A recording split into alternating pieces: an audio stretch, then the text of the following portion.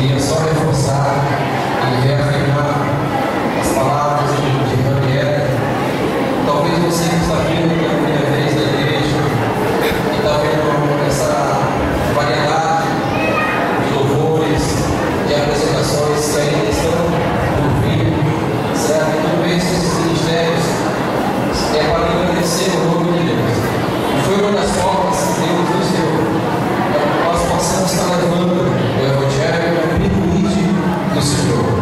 Porque Ele nos diz no livro de João, capítulo 15, versículo 16, que não foste nós que escolhemos a Ele, mas foi Ele que nos escolheu. Mas não somente nos escolheu, mas também nos designou para que vá e dê fruto, e esse fruto permaneça. Então, essa igreja, para desempenhar esse propósito do Senhor, para que nós possamos ganhar almas e para que essas vidas permaneçam no caminho do Senhor, nós usamos essa estratégia.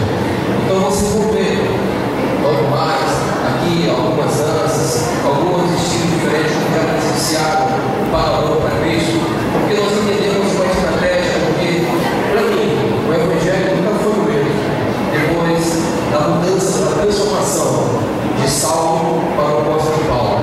Ele nos ensina algo tremendo, e eu creio que isso é o cumprimento da palavra do que ele quis dizer. Quando ele chegou a declarar: se eu faço novo, qual é o propósito de declarar essa palavra? Mas foi um tudo para ganhar os loucos. Eu me faço de sábio para ganhar os sábios. Então, todos esses estilos que vocês vão ver, o único propósito é para falar algo no seu coração.